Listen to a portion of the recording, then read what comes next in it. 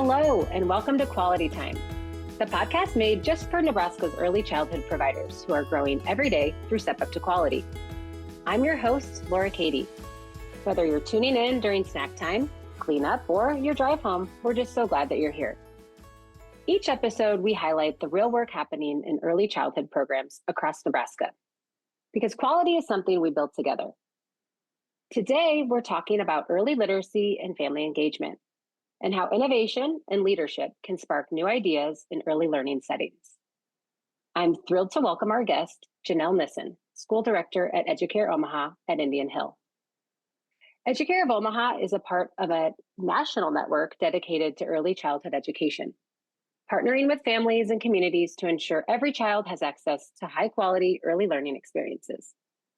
Janelle leads with creativity, heart, and a willingness to try new things. And we are so excited to learn from her today. Welcome to Quality Time, Janelle. Thank you, Laura. So wonderful to have you here. So excited. Okay, can you start by telling us a little bit about yourself? I always say a little bit or a lot of it because I love to hear it all. Just tell us a bit about your background in early childhood education. Absolutely. Well, I started my education journey actually at Educare. While I was taking courses at UNO for early childhood, I worked full-time as a teacher aide in a classroom at Educare Kellum. And so after completing my degree with OPS, I actually accepted a job with Omaha Public Schools and their migrant and refugee preschool classroom.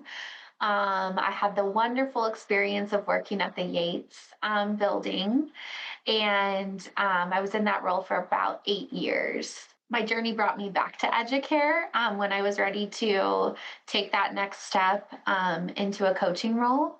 I had completed my master's degree in ESL and was ready to kind of take the next step on my journey. I accepted a mentor teacher supervisor role at Educare Kellum and eventually transitioned over to Educare Indian Hill, where I am now. There was an opportunity to apply for the school director role about 3 years ago. And so I took a risk on myself and I applied for the job. And here I am today as the school director of Educare Indian Hill. Oh, I love it. So it sounds like you have a lot of classroom experience. What inspired you to take on a leadership role? You said you took a risk. So what led to that, to take on a leadership role at Educare Indian Hill? I just felt like my purpose was to support this school. It's a phenomenal school, but just to be able to take it to the next level. The people here are phenomenal. There is so much potential in the students, the families, the staff. So really just taking on that leadership role and helping everybody go to the next level. So as far as teachers, there were so many teachers that had kind of been in their current roles for a long time. So just really giving them the push they need to take on their education. So getting them enrolled in the TEACH program so that they could take the next step for their education. With some of my lead teachers, they've been through the course with the wonderful Dr. Wisniewski on early childhood leadership. And so being able to take that course started their leadership journey. And I now just hired my first MTS out of that cohort. So kind of watching the growth within my staff has been phenomenal. Within the 3 years I've been school director here, just watching the growth from a lot of our parents, seeing them hit huge milestones of graduations, getting jobs, purchasing their first cars. Just watching those huge milestones is just a huge win every day. And gosh, the students, just watching them with our birth to 5 approach is just amazing. We just kind of got our first round of UNMC individual child data, and just to see that spring to fall growth has just been huge. And that's not through one person, that's through everyone on our team. And so just really collaborating with our leadership team, who collaborates with the teachers, who collaborates with family engagement, just that holistic educational approach is just really been so successful. That's amazing. You just reminded me. We'll talk. We'll share with our listeners our background and how we know we've worked together Okay. throughout the past. But you just reminded me when I was at Educare Indian Hill working on a project. It been probably 2 years ago now. An old student came in and was taking pictures with Jane, your teacher, your master. She's the mentor Absolutely. teacher, right? Yeah, mentor teacher. Yeah, and I remember it was the students. They had just graduated from high school, and they wanted to come back and take photos at They Educare Indian did. Hill. It was so cool. Yes, and we've just started to kind of hit that milestone at Indian Hill where our first few rounds of students are graduating from high school. So it's so fun when they come back and they remember us as part of their educational journey. Omaha South is just down the road. So when they have those pictures in their Educare graduation gown, which is a red cap and gown, and they come back in their Omaha South red cap and gown, it just really feels like that full circle moment. Oh, so sweet. It was a moment. It was a really It special is, I know. moment. And the uh, pride on the parents' faces, you got to see it firsthand for that mother. And I think she shared that day that she had graduated from college recently, too. So to see mhm. that potentially we were part of that for her as well. Okay, so can you share an example of a time that you've tried something new?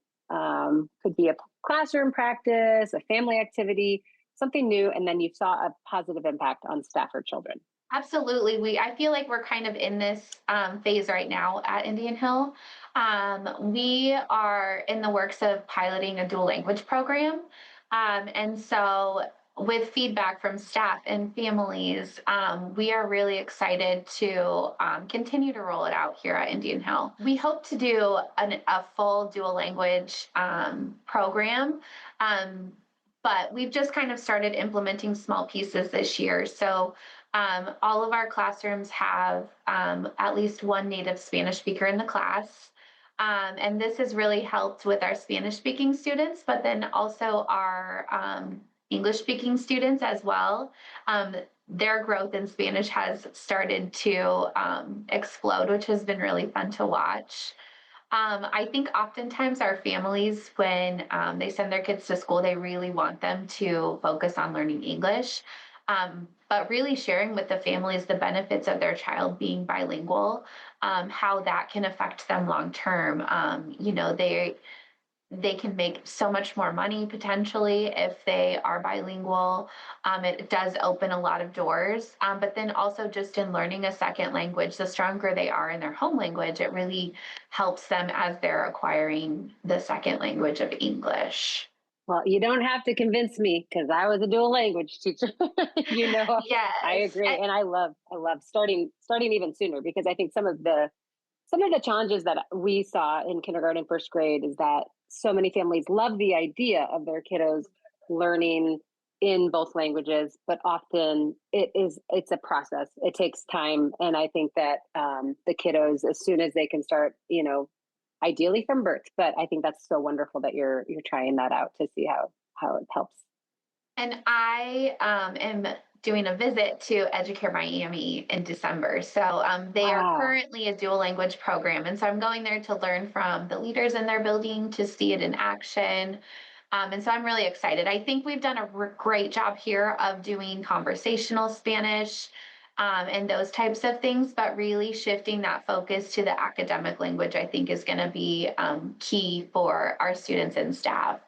I was nervous rolling it out to staff because I know in education sometimes it can feel like one more thing. But I was pleasantly surprised at how proud our native Spanish speaking staff were to be able to take on that responsibility of incorporating the academic Spanish into the Mhm. everyday classroom experiences for children. So what you're saying is, Janelle, is vamos a Miami. Vámonos. Do you need someone to Yes, go with you? yes, yes. See. I mean, did you get to pick where you go? Because I'd be like, I would like to not go to Educare in the Midwest. Can I please go on a coast? So they actually started these cohorts for school directors, and Andrea and I jokingly were like, "Well, they better send us to Miami in the winter." And then the first one they did was Miami in December, and so we're like, Oh, "Yes." And so the that is purpose is great. for like a school director cohort thing, but I have asked if I could stay like a day early or a day late to Yeah, like pick their brains, and they've kind of started it there. So just figuring out like what worked, what didn't work, just kind of getting a starting point and just that see it in sounds so action. cool. As Yeah. I think it's easy to on paper think like this is how we're going to do it and this is what's going to work, but to see it in action and maybe learn from some of the successes and stumbles that they have had along the way will be helpful. That's amazing. And what percentage of I don't need to put you on the spot, but do you have a pretty high percentage of Spanish speakers? I don't know off the top of my head, but my guess would be 85 to 90% of our families Yeah, speak primarily Spanish at home. I would say yeah, some are bilingual at home, some are Spanish only, um, some are different dialects of Spanish. yeah. Very cool. Yeah. So, well, I'm excited to hear how that turns Yeah, out. I will be following up to see how that there goes. you go. Well, so we've made our listeners wait long enough. So here's a fun fact. Here's a fun fact about Janelle and I. We've actually known each other for over. I want to say I don't want to age us, but I'm going to say probably 2.5 decades. We met in high school through friends, and then you know, life in Omaha and is a certain there's always like one connection Mhm. away from Small town. knowing everyone. And so it seems to me, now correct me if I'm wrong, but I feel like every 5 to 10 years something happens, and I'm like, oh, I get to work with Janelle again. Oh, hey, let's do this project together. So first it was the ESL endorsement at Concordia. Correct. We Yes. both took that at the same time, and I think both of us were. I, I personally learned so much that has Mhm. completely shaped the path of my career and my teaching. Absolutely. Right. And then I think most recently, then it was probably, I would say it was probably 10 years later. We have been collaborating most recently on the Nebraska Growing Readers Initiative. And so Absolutely. that's just a fun little background. So Janelle, Mhm. when we were developing and kind of just the beginning stages of figuring out where the Nebraska Growing Readers Project was going, we were looking for someone who was willing to, like you said, take risks, say yes, be innovative, try something out. And so you've been involved with the Nebraska Growing Readers since the beginning. You were our pilot. And so for those that might not know, I think a lot of our listeners have some experience with Nebraska Growing Readers, but they provide free, developmentally appropriate books to families across the state. And they also promote the adoption of shared book reading, really focus on that birth to 5 age range. So I would just love to talk a bit about that. What has that experience meant for you? How has that um, supported learning and also cultural connection at your school and with your team as well? I think this has been huge for our school family. From the beginning, I wanted to make sure that this was something that was family focused. We've had different initiatives come and go, and I think that had been the problem was we would get something, we would do it for a little bit, and then it would end. And so that was something that I was huge on when we started this. Like, if we start this, is it something that we can continue? Because I wanted to go all in, but then I also didn't want it to stop. And so once I had learned that the team behind it was all in, that we just had so much support behind it, I feel like Laura and I together really just hit the ground running. We set up a space in our building. We trial by fire. We started it in our family room, but it wasn't really visible. But then we moved it right out, right in the front of my building. And so working together so that the books were, they looked inviting, they looked like families could use them. When we started, we had very wordy posters, and then we slowly learned like we just need to get to the point where it's free books, take as many as you want, there's no check Mhm. in, check out. And they loved it. I know when it started, parents were like, "Oh, just pick one." I'm like, "No, you can take as many as you like." Or with siblings, for both children to be able to take a copy of the book and keep it was really just a great opportunity for them. I know to kick off the program, we were able to host the First Lady of Nebraska at our building, and that was a huge honor. To have her support behind the project felt huge. I know there was a lot of um, other supporters of the project that came for that visit as well, but just to really know that the work that we were doing was valued was awesome. She was able to come into our classrooms, read some books to children. I think it kind of sparked that fire for our staff as well. Mhm. Another piece that I think was huge was Laura was able to join some of our parent meetings. Once a month, we pull our parents together. It's their meeting, and so we share information on different topics. So, of course, Laura was able to share some early literacy stuff with our parents, but then also we just had open conversations about what topics would be beneficial. What topics for books would you like to see? And truly, they had some topics that Laura and I hadn't thought of. Yep. But then opening the door too for them, would you be willing to partner or co-author on some of these topics? Because yes, Laura and I could figure it out and write it, but to come from the families within our building and for their voice to be the ones that are being heard in these books was so powerful. So the first book that came from Indian Hill was about eating at Educare. And so it really followed. We had just switched our menu to using fresh fruits and vegetables and fresh ingredients versus a lot of the frozen, like pre-made items that we had done before. And so really showcasing that from the kitchen and how that team really worked to prepare the items in the kitchen to all the way to the classroom and how the students enjoyed it. It was really beautiful to see that full circle moment. And we celebrated that. It was our first book here. We had a book signing. We had enough books so that every student could take home a copy. And Belinda was our chef. And so she was there, and it was really fun to see her excitement. She had been celebrated within the book. And then for the students to see her in a book was amazing. You know, that was somebody that they know every day. She looks like them, she talks like them. And so for them to see her in a book was very powerful. Well, and Um, I think the parents really felt heard because they're at a parent meeting.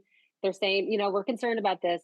And then yeah. to see a month later, a couple months later, okay, well, now I'm going to learn.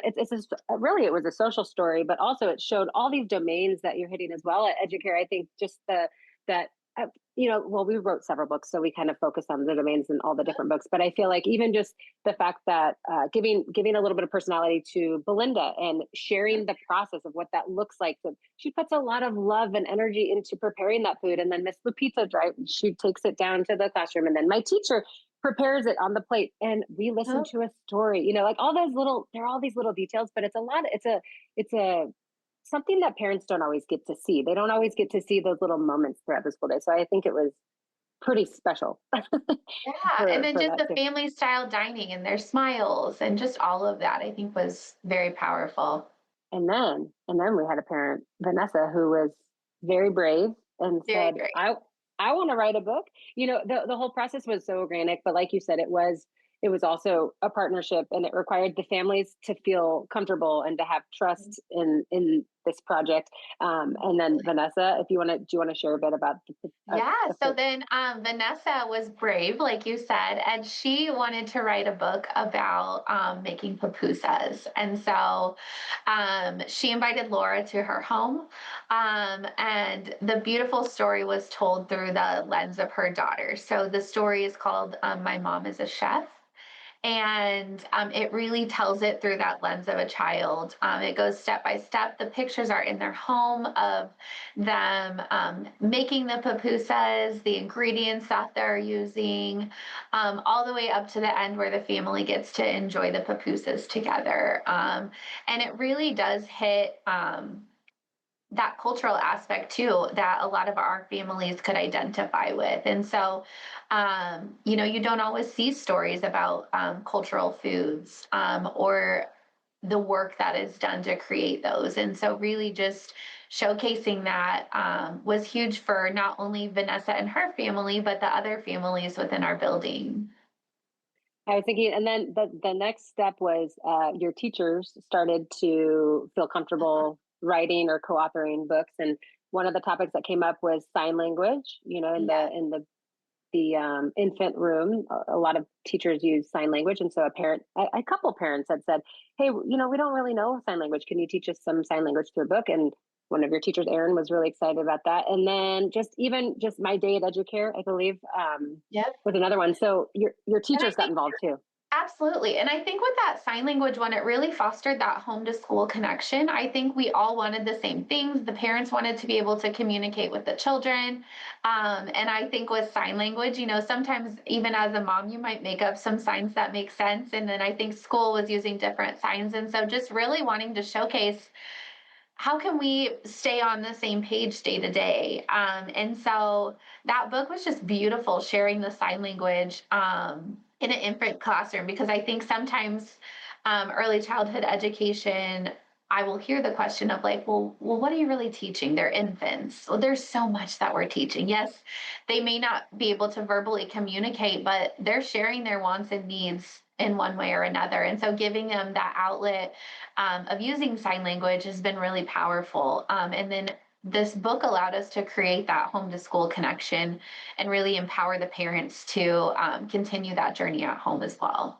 I feel like because you kind of started the writing the books, I feel like the other Educare sites were excited about it too. And then they started writing books. So it was just kind of this beautiful thing, a very, again, organic experience where we're listening to parents. We're also thinking about these books as mirrors so that there's something that represents our kiddos in the book, or also not just a mirror, also a window, so like I just feel like there were Yeah. so many cool elements. And I just want to say again, thank you for being open to trying something new. And that's why I consider you one of the most innovative and cool people that I've met in a long time. Thank you. Thank you. Thank you. Totally. Well, so let's talk about early literacy, because that's our topic, our theme this season. Absolutely. So early literacy can take so many forms. And I know we talked about this before we started recording, but I asked, okay, do you call is it a classroom, or is it a school, or your teachers? Because I know that our providers maybe don't use those types of terms, but I want to make sure to use the right terms. So in your classroom at Educare Indian Hill, from daily routines to play and family interactions, what are some of the ways that your teachers are building literacy into those everyday moments? I feel like it kind of comes natural to them. It's one of those things where we are just really trying to be intentional in how we're incorporating literacy into everything that we do, that it kind of becomes second nature. From the start of the day, the children have, depending on their age, they have visual schedules that have the plan for the day, where they're sitting at a table and it says breakfast. And so, like, they may not make the connection yet, but we're starting to just kind of plant those seeds. Throughout the room, everything is labeled, whether it's pictures of children, whether it is things on cots, cubbies, everything is labeled throughout the room. So they're really seeing that. We're very intentional about incorporating new books with all of the themes that we do, but then also having free choices all of the time for children to read. So just kind of like having that balance of teacher selected and children selected books. All of our centers, we incorporate books that go with those centers. So if you're in a classroom and they have a science center, you will also see science books included in that. The math center will have math books incorporated in that as well. And so really just tying literacy to all of those opportunities has been huge. And then also I think just kind of the opportunities for teacher-led choices as well as students. I think with the Nebraska Growing Readers, we really were fostering that shared book reading experiences at home, but just also knowing we can have that at school too. I can sit down next to you where you're selecting a book and we can read it, or depending on the age, do a picture walk with a child where it's a familiar book to them and they want to talk through the pictures and they can tell you the story at their level is huge. Mm-hmm. Those are great examples. I know, because I've worked with you quite a bit, I know that family engagement is a really important piece of this literacy puzzle. So how do you and your team partner with families to build a love of reading and learning at home? Absolutely. We partner with our families in everything. Parents are the first teachers. I know that sounds cliche, but children don't come to us alone. They come to us with a family. And so just that holistic two generational approach is a huge pillar of Educare. Tying it to literacy, there's a lot of ways we do it. With Nebraska Growing Readers, that's daily. You can pick any books any day, as many as you want, and take them and keep them and build your library at home. We've also had some other programs that we've done here. We have done our read and play activities where once a month, the parents at the end of the day would work with our speech language pathologist and our family and community engagement specialists, and they would get a new book every single month. With that would be an activity that they could do at home, and we would kind of have that table time at the end of the day where we would share some strategies for families to do at home while they're reading the book. So it's kind of like a make and take. They can take it home and they have that activity ready to go. Also, with that, by the end of the year, they have 10 activities and 10 brand new books to add to their library. So that was really successful, and also just a way for us to share some of those home to school ways that parents can support literacy at home. So this year we're shifting to a new initiative at Educare, and we are participating in primetime reading. This is a great event where families can participate with their preschool age student. It's an event that they attend together where they have dinner as a family, and then there's a literacy event and activity at the end, and it really incorporates different aspects to literacy. So it's incorporating it in play. The families are doing a book walk. And at the end of the event, each session they attend, they get that book to take home with them and add it to their collection. Wow. It sounds like you have a lot. That's amazing. Well, speaking of adding it to their collection at home, that's a perfect segue. Well done. One of my favorite memories and favorite moments working with you was um, creating a book box. So the families got to come in and pick a box. It was a plastic bin or box, and then decorate that. And it was a special place to put their books at home. Can you tell us more about that project? It was such a simple idea, but I feel like our listeners could really take that and run. And it again, it doesn't require a lot of money, and it's really meaningful. So if you don't mind, can you share a little bit about that project? Absolutely. It started when I saw a request for families to share where they were storing their books at home. And it really got me thinking. Some of the examples were these beautiful bookshelves, people had created reading quarters, things like that. Well, working with Head Start and early Head Start students, I wanted our families to have something that they were proud of as well, but knew that creating a space like that may not be something that was easily attainable. And so Laura and I kind of did some brainstorming, and we were like, what if each child gets to create a book box that is theirs? And then no matter where they are in their house, they can take it, they can be proud of it, they can put all of their books in it. And so we had an event where families got to come in with their children. I think it was one of our highest attended events. I think we created over 100 book boxes, but we went and we got different kinds. Some of them were like the file folder boxes, some were buckets, some were little totes. And children and families got to select one. We had a variety of collage items. They were able to decorate them. There was letter stickers if they wanted to add their names. And it was just really fun to see how each child decorated theirs, how each family got to decorate theirs. And even some of our families that had siblings, I think it was nice for them to each have their own space to keep their collection of books. I think about myself, I have two little girls, and so we have a bookshelf at home, but for each of them to be able to have their own books would be really powerful. And so it was just beautiful to see how excited the families were about it and to create those spaces. But then I felt comfortable asking them to share pictures of, show us your books at home, show us what that looks like. And they were proud to share them. They were proud to share their book boxes. They were proud when their book boxes were full.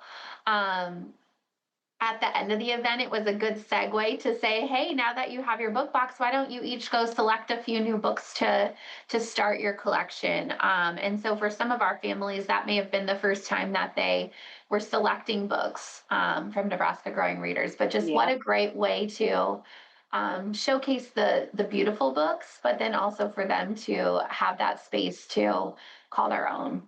It also just reinforces that reading habit, right? Because I think about my own house and I'll be honest, judge me if you want, but I'm more of a Kindle gal at this point. It took years, but it's been really nice to have a Kindle. But I have my environment set up where my Kindle's here, my glasses are here, my lamp is here, And so I think that Right. book box is just another way to reinforce and support that shared book reading and that daily habit of reading. So Absolutely.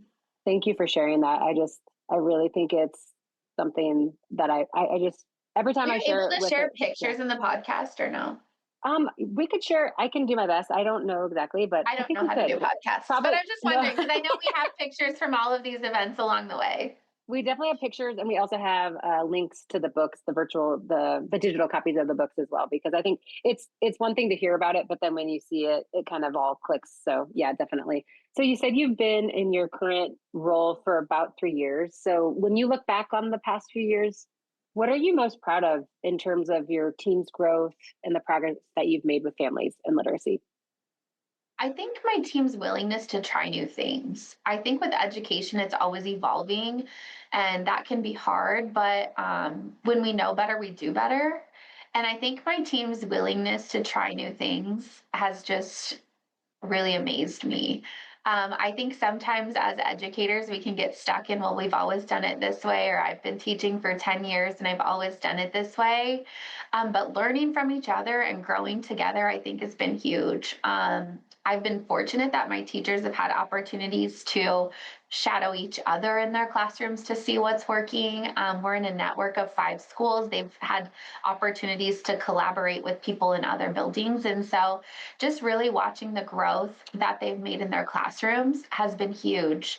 And that spreads directly to the families. And so, Mm-hmm. um, I think I said it before, but children don't come here alone, and so we don't do this work alone. We start it in the classroom and then sharing it at home.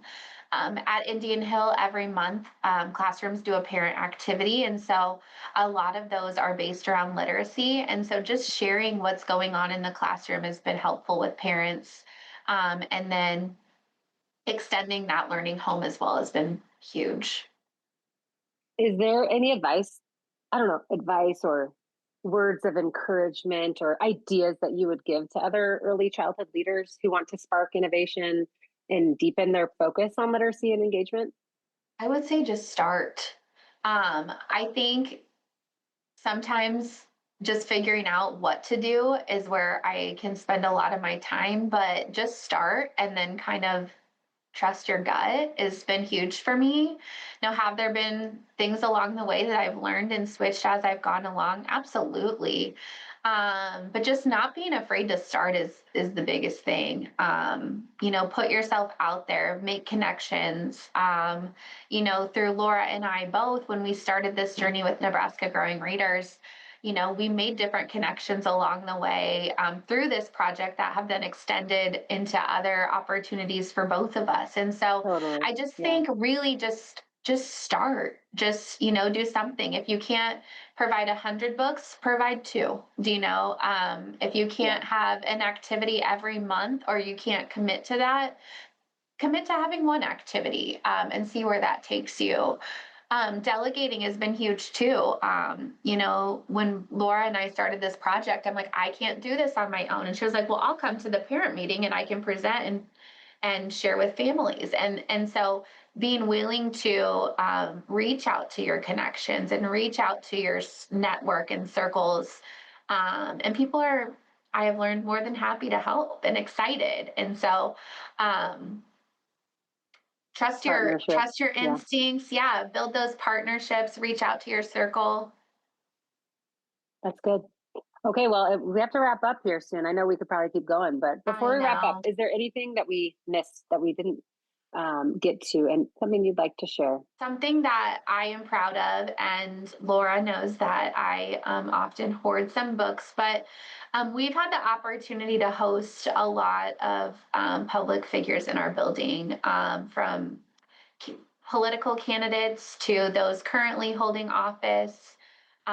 People have sent their staff members here. We have had Senator Deb Fisher. We have had the office for Pete Ricketts, those types of things. And I always share our Nebraska Growing Readers books with them that were written by our families. I always want that to be something that they leave with that book in their hands. Because you can see the building and you can see those types of things, but like that's the thing that I want them to remember. I want them to walk out seeing the faces of our children, hearing the stories of our families, hearing the work that our teachers are doing. And I think it's so powerful for them to walk away with one of those books in their hands. And I think that's the thing that when they get back to their office or when they go home to their family, that's what they're going to share. Yep, that's true. Oh, I like that. Okay, well, my last question. No, it's really good. It's something tangible. That's something I hear a lot about the project. And now I've been able to find a way to incorporate the books. It's not the Nebraska Growing Readers books, but the same Unite for Literacy books into my current work, and I hear that as well. It's something that families can take, that a funder can take, teacher can take. It's something tangible, and it represents our families and our children. So it's really important. So I appreciate you. Something else I didn't mention is something else I love about the books that we were able to create is providing them in English and Spanish to families because they're able to select their language. And I'm just so appreciative of partnering with Unite for Literacy on that. Not only do we get the hard copies in English and Spanish, but also having the opportunity for them to go to the website and hear them in other languages, because outside of English and Spanish, we do have other languages spoken in our building. So making sure that families can hear books in their native language is just huge. Yep. Okay, well, I always end with this last one. Do you have a favorite children's book or a special read aloud moment that stands out to you? There are so many. This is a really hard question, Laura. As a mother, I'm going to go with my favorite is when I hear my kids in some of those beginning stages of literacy reading Brown Bear, What Do You See?